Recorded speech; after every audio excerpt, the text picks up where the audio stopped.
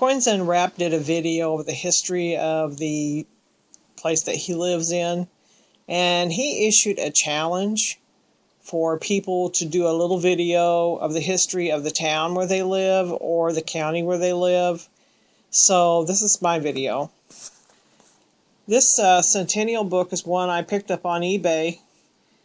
It's actually from 1953, and it's just chock full of interesting facts about our town. Here was actually founded around a railroad that came through, and it's named after this guy here, Electus Bacchus Litchfield.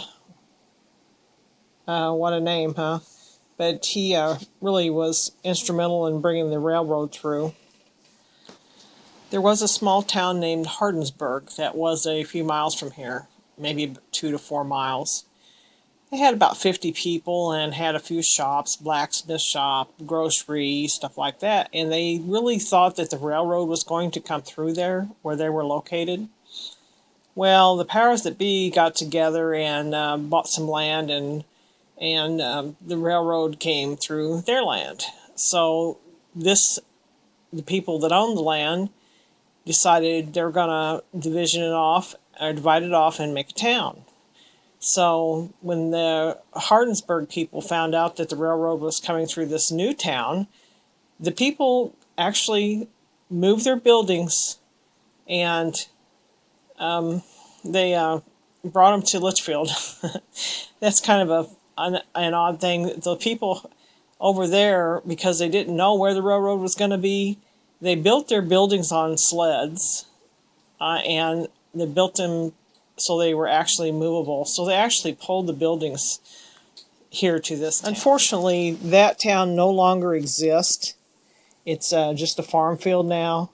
It would be really nice if I could get out there and metal detect that farm, but I don't really have it in with the people that own it. And that's another story. I'm sure people have been out there detecting that spot before, but that would have been a nice place to detect. We had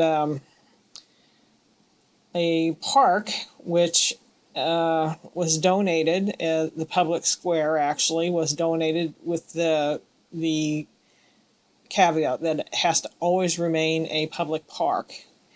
So this photo here is actually of the fountain that used to be in the center of the park. And this is just called Library Park. It's actually called the City Park, or Litchfield Park, before it was the Library Park. This fountain stood in the Library Park before the present building was built in 1904. Alligators were often kept in this pool. It's really interesting to go through and read the history of the town. And I was born and raised here and lived here almost all my life. I lived in Missouri for a couple of years, but I moved back, and I didn't know a lot of the history of this town.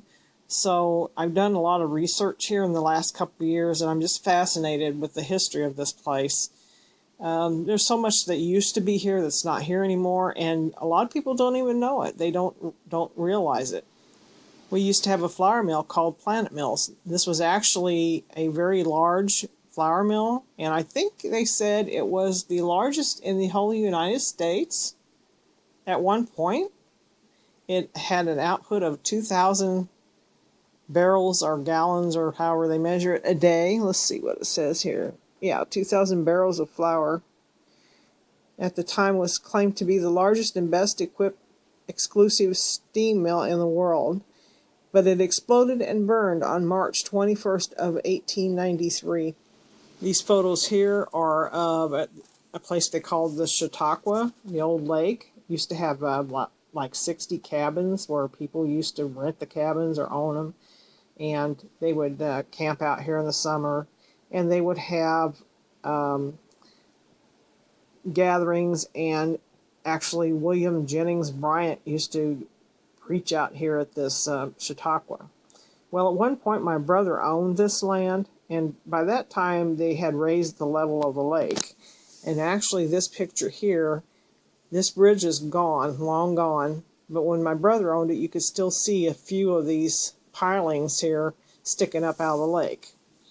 We did do a lot of bottle hunting out there. I did with his wife at the time, and I didn't get to keep any of the bottles, unfortunately. She kept them all, but that's okay. It was a pretty neat place to go and dig through.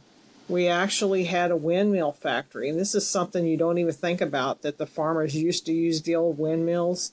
So, yeah, there's nothing remaining of this at all either.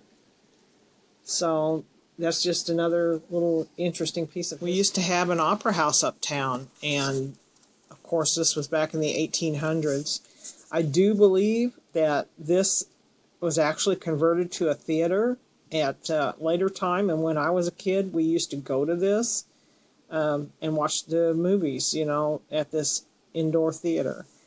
For a long time, the theater had shut down. We didn't have anything. We still do have a drive-in, which a lot of places don't have. There's not very many drive-ins, but it's the original drive-in from way back in the, you know, 30s, 40s, 50s, still in operation.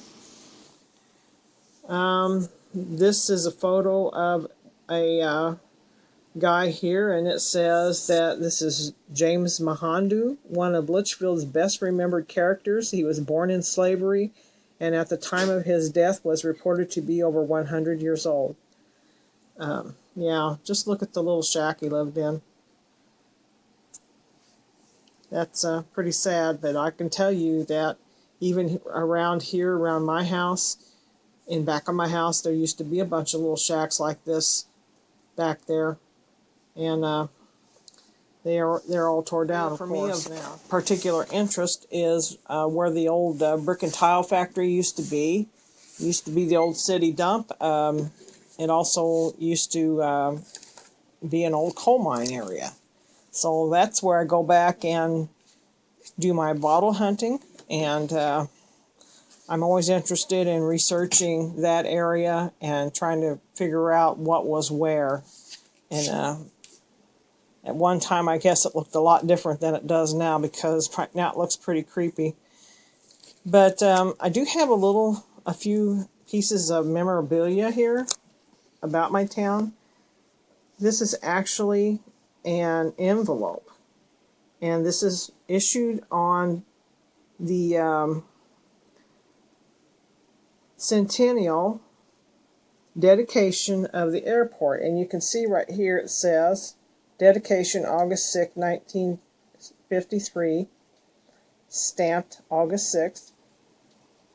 It has an airmail stamp with the century stamp across it, and it actually is a really pretty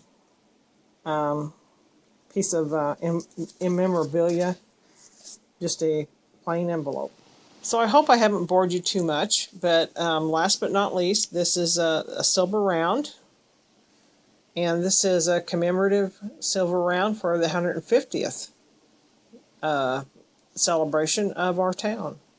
So that is a little story of my town, and now I challenge you to do one of yours.